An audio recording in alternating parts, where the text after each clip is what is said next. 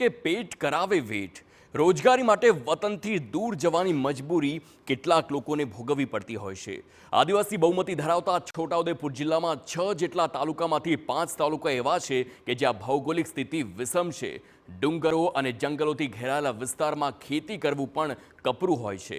પથરાળ વિસ્તાર હોવાથી લોકો મા બાપને છોડી રોટલો રળવા માટે જિલ્લાઓમાં જવા મજબૂર બન્યા છે। સ્થાનિકો કારણ આપી રહ્યા છે કે અહીંયા રોજગારની કોઈ તક નથી, પરંતુ દ્રશ્યો તેના સ્પષ્ટ જોવા મળી રહ્યા છે।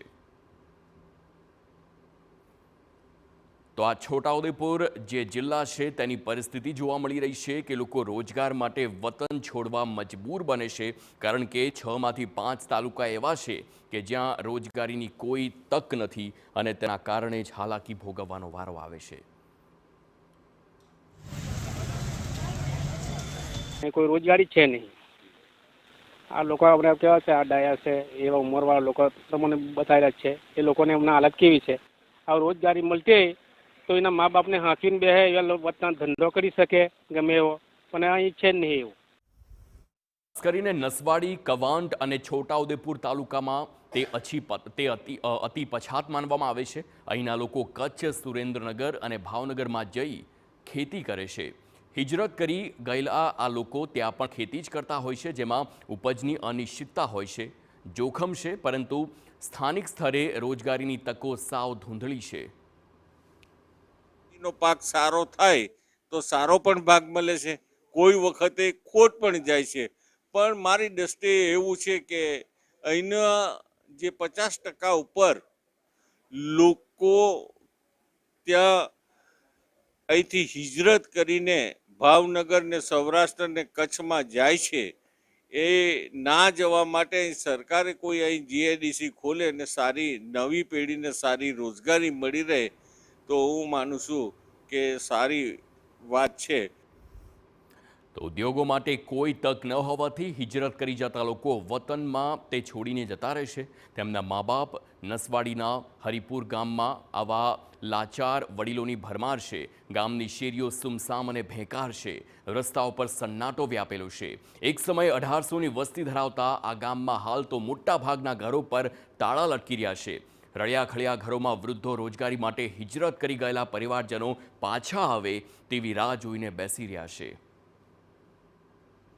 બીમાર પડો તો વળી આડોશી પાડોશી હોય તો ના હોય તો વળી પછી પૂછવું પડે, બીજું શું કરીએ કે એ પછી સવારે કોઈ આડોશી પાડોશી હોય, એટલે ભાઈ ફલાણા દાદા દેખાતા નથી એમ કરીને જોવા આવે ત્યાં ખબર પડે કે રામાભાઈ મરી ગયા।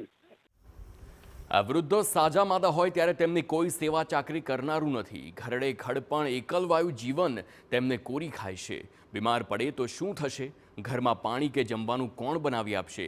રોજે રોજ ઊભા થતા સવાલ વચ્ચે પરિવારથી વિખૂટા વૃદ્ધો ગમે તેમ કરીને દિવસો કાઢે છે। એટલે હું એકલો છે અને મારે છોકરા 2 છે, એ છોકરાની વો છે 2, એટલે એ કાઠિયાવાડ રહે છે, એ મંજૂરી કરવા જતા રહે છે। પછી એ કાળા ઓળિયા આવે છે, એ 8 મહિના ત્યાં મજૂરી કરે છે, પછી પાછા અહીંયા આવતા 3 મહિના રહીને પછી પાછા જતા રહે કાઠિયાવાડ। છોટાઉદેપુર જિલ્લામાં ખાસ કરીને જોવા જઈએ તો કોઈ પણ જગ્યાએ જીઆઈડીસી નથી, રોજગારીના સ્ત્રોતનો અભાવ છે। એક ગામ નસવાડીનું જે હરિપુરા છે, એ ગામની જ્યારે મુલાકાત લીધી તો ગામની અંદર સન્નાટો જોવાય છે। આપ જોઈ શકો છો કે આ જે મકાનો છે એ મકાનોના મોટા ભાગે પર તાળા લટકી રહ્યા છે।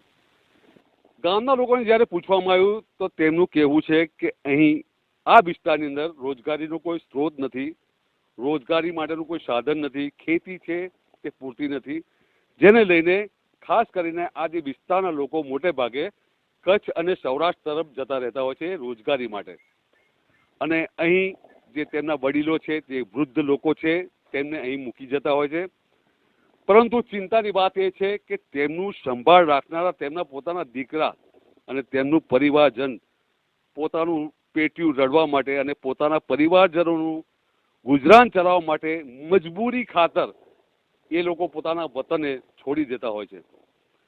આ હકીકતને જાણવા માટે જ્યારે આ ગામની મુલાકાત લીધી તો મોટે ભાગના મકાનો બંધ હતા અને વૃદ્ધોની જે દશા હતી તે દયનીય હતી. વૃદ્ધો બિચારા કહે પોતાની આ પીધી તો કોને કહે એ પરિસ્થિતિમાં મુકાયા છે. અને સાથે સાથે ગામના લોકો અને વૃદ્ધોનું કહેવું છે કે અહીં જો રોજગારીનો સ્ત્રોત સરકાર તરફથી ઉપલબ્ધ કરવામાં આવે તો પોતાના માદરે વતનને છોડવાનો વારો આ લોકોને ના આવે. મકબૂલ મંસૂરી, TV9 છોટાઉદેપુર.